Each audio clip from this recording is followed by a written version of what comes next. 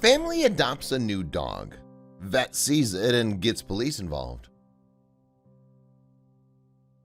When she saw her 2-year-old dog do something out of character, it had forced her to consider that something wasn't right.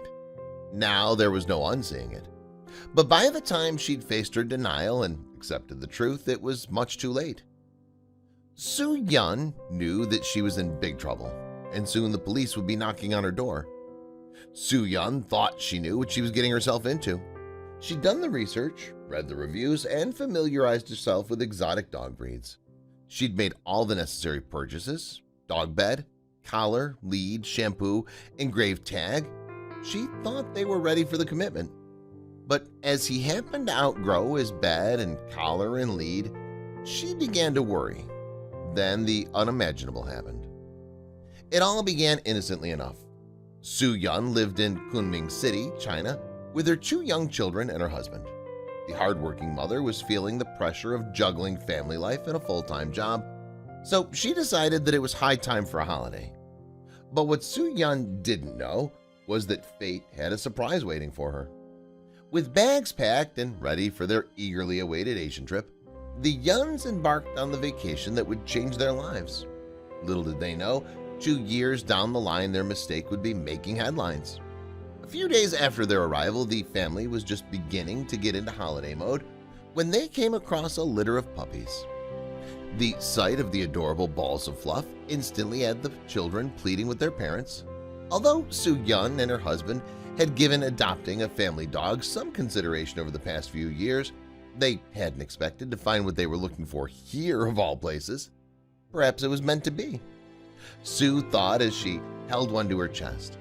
But Sue didn't realize exactly what bringing one of these pups home would entail. The man who sold the Yuns their new puppy had warned them that it was a Tibetan Mastiff and that he would be expected to stand 2 feet tall when he reached full size. The Yuns were ecstatic with their new family member and humorously named him Little Black. They had no idea that this particular little pup would become a pretty big problem. The family felt their bond with their new puppy growing by the day, and soon it was time to return home to Kunming City with their new family member. It was also time to make a decision about where he would sleep. Although the warm climate in Kunming City allowed for dogs to sleep outside, the Yuns decided that Little Black would be an inside dog.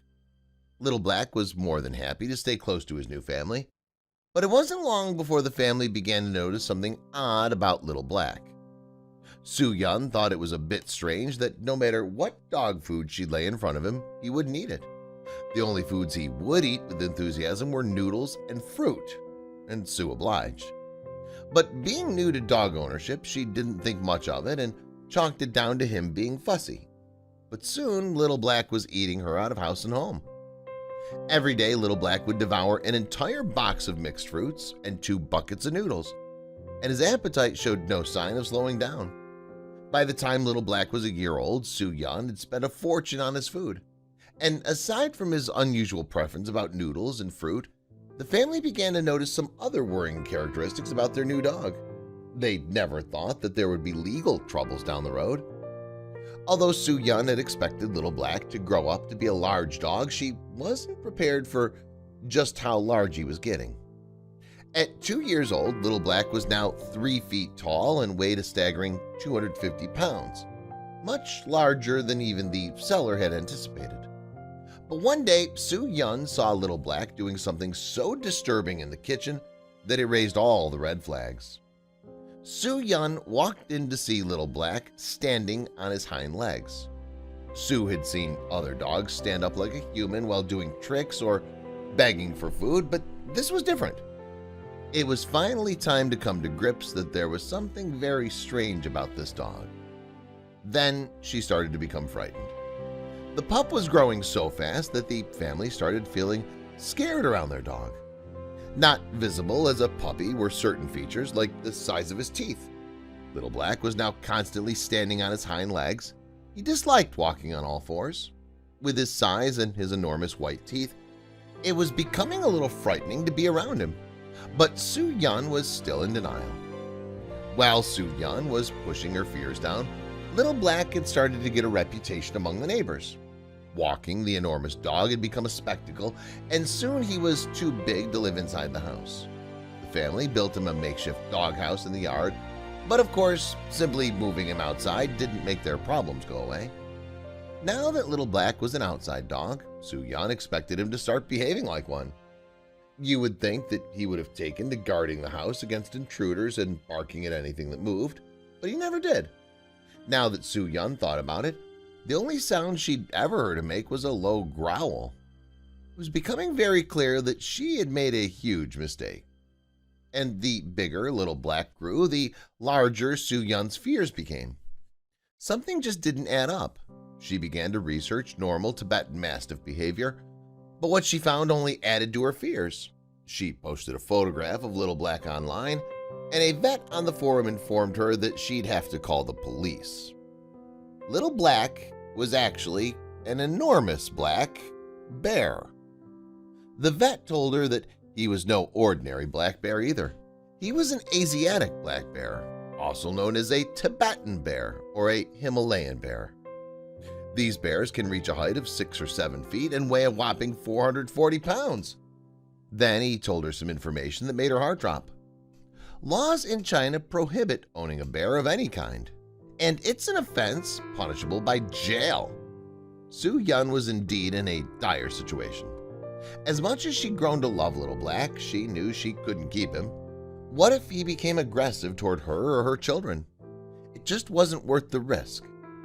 In desperation, she thought that she could do something before the authorities became involved.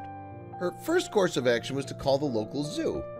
Unfortunately, the zoo wouldn't even consider taking Little Black in without the proper paperwork, and she didn't have his birth certificate. Furthermore, they'd bought the bear while on holiday and had no way of contacting the man who had sold him. Soo-Yun had no recourse. Caught between a rock and a hard place, she had no choice but to call the police herself. Little did she know they were already coming for her. Within the hour, the police had arrived at her home with wildlife experts in tow. They'd been tipped off by the vet who'd seen her post in an animal behaviorist forum. Soo-Yun had some explaining to do. She described the predicament she'd gotten into and cooperated with the officers, trying to give them all the information they needed to find Little Black a safe new home. But what would the consequences be? The more Little Black grew, the more like a bear he looked, Soo-Yun explained. Then she admitted that she was a little scared of bears. The police stayed with Soo-Yun, gathering information while wildlife officials went out to Little Black to examine him.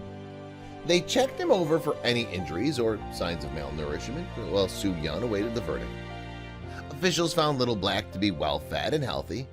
Now they would have to tranquilize him so they could transport him to the local wildlife center.